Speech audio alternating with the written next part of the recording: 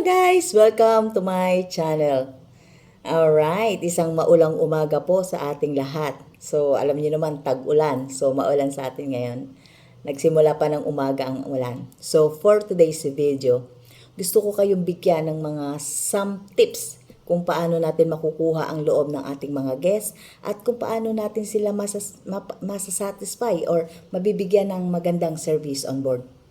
Okay, so let's get started. Number 1, alamin mo kung ano ang iyong sinakyang barko. Ito ba ay local or international or inter-island? So kapag ka ang sinakyan mong barko ay international, so ano ang dapat nating language or lengguwahe? Of course, English. So number 1 rules is huwag kang magsasalita ng inyong native language or kung ano man ang iyong nationality kung ikaw ay nagtatrabaho sa isang cruise ship. Bakit? Kasi kung magsasalita ka ng inyong lengguwahe, paano naman nila maiintindihan yun? So, hindi yun maganda para sa kanila. So, all you have to do is, you have to speak English all the time. Sa cabin mo lang.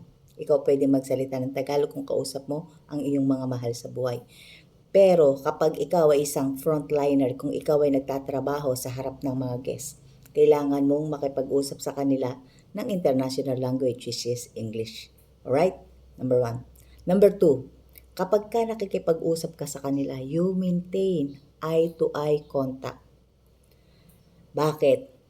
Kasi kapag ka ikaw ay nagsasalita at kung saan-saan ka tumitingin, hindi ka sa kanila tumitingin, so ano mararamdaman nila? Mararamdaman nila na hindi ka interesado sa kanilang mga sinasabi at parang bariwala lang sila. So, to maintain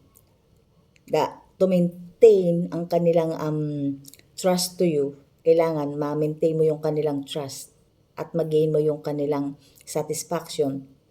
Kailangan mong makipag-usap ng maayos sa kanila. Alright? Ngayon, kung ikaw naman ay nagtatrabaho, let's say sa restaurant, nagtatrabaho ka sa restaurant on board. Kapag ikaw ay na-assign sa taking order, okay, kailangan mong kuhanin yung kanilang order, yung tamang order.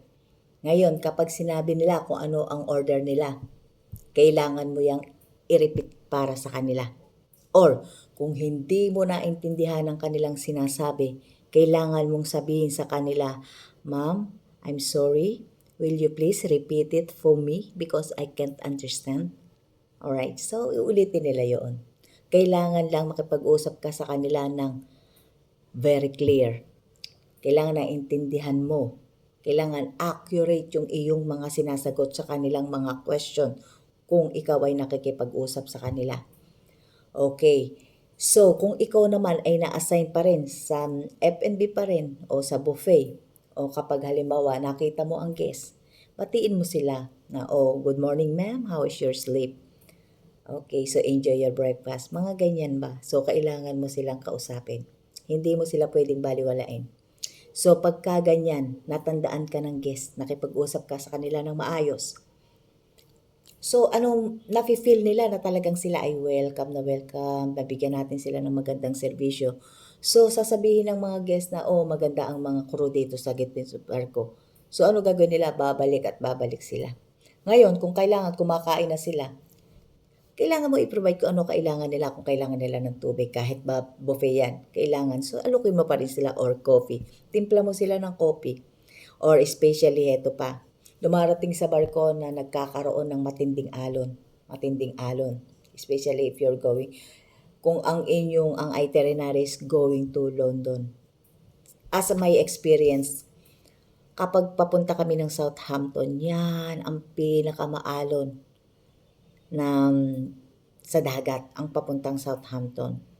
So kapag kaganyan, ang mga guests kasi, hindi sila pumupunta doon sa buffet para mag-breakfast kasi nandun nahihilo sila tsaka matatanda na rin kasi sila. So, ginagawa nila, tumatawag sila sa room service. So, magpapa-order sila, nag-o-order sila ng kanilang pagkain, doon na lang sila kakain. Ngayon, kung sakali, pupunta sila doon sa buffet at nakita mo na medyo pagganong-ganon sila, abatan mo na. So, kailangan nila ng iyong assist. So, assist mo na sila. I-assist mo na sila, dalhin mo sila sa sa upuan, tanungin mo kung ano gusto nilang mga food for breakfast. So, ibigay mo sila. Sabihin mo sa kanila na ikaw na kukuha para sa kanila dahil maalon. Kayang-kaya nyo naman yan kasi tayo mga crew, andun yung adrenaline natin, gumagana yan kapag tayo nagwo-work at talagang kailangan. So, kailangan ibigay mo sa kanila, bigyan mo muna sila ng coffee. And then, tanongin mo kung ano gusto nila at ikaw na ang kukuha. Bakit ko sinasabi yan? Yes, tayo nandun sa barko para tayo ay magtrabaho. Kailangan natin i-assist sila. At the end of the cruise ship, kasi yung mga cruise, minsan 1 week lang yan.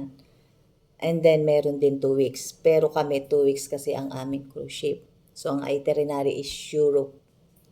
So, ang home base namin ay sa Southampton in London. Good, yes. I have a nice experience working on board. And then, bakit ko sinasabi itong mga ito? Kapag kayo ay nakita ng mga guests na nabibigyan nyo sila ng magandang serbisyo, nasatisfied sila sa ibinigay mong serbisyo sa kanila kasi magaling ka eh. Magaling kang manggagawa, magaling kang crew sa barko. Polite, makipag-usap ka ng polite. Kung makipag-usap ka, magalang. Pero ang pagiging magalang ng isang tao ay nasa puso yan. Innate sa atin yan. Alam ko tayong mga Pilipino ay magalang talaga. At hospitality. Ibigay mo yung best mo kapag ikaw ay nagtatrabaho. Because at the end of the cruise, sila natandaan ka, magkakaroon ka ng reward. Pero wag mong isipin yon na magkakaroon ka reward.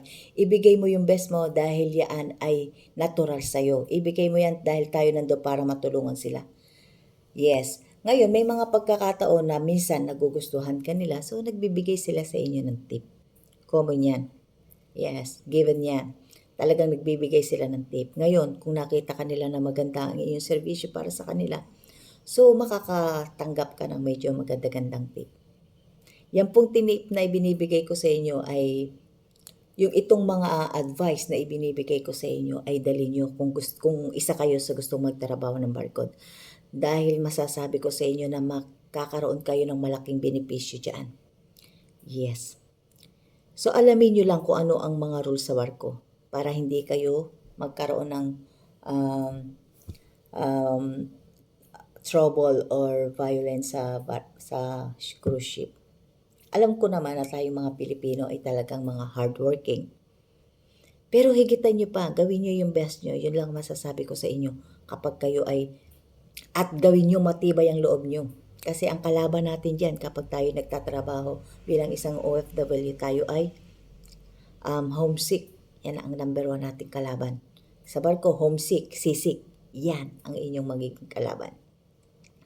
Sometimes depressed. Alright, kasama yan. Kahit siyang ka magtrabaho, minsan na i-stress tayo. Yan. Depressed a little bit. Hindi naman yung depressed na dumarating yung time na kailangan mo nang pumunta sa doktor para to seek your depressed. No, hindi naman ganon. Ibig sabihin ko lang sometimes may mga instances sa barko na talagang nakaka-stress, pero you can make it. I know you're tough enough. So, kaya ka nga nagbarko, di ba? So, tatagan mo ang loob mo diyan. Tatagan mo. Dahil hindi naman tayo forever nasa barko. Lagi niyong tandaan na ito ay isang kontrata lamang. So, habang nasa kontrata kayo, gawin niyo ang inyong best. At the end, kayo din ang magbe-benefits nito. Alright? So, sana ay may natutunan ulit sa aking tips for today sa video ni Ate Emily. Maraming salamat po at sa inyong suporta sa aking channel. Thank you very much. See you on my next video. Alright? God bless us. Bye-bye.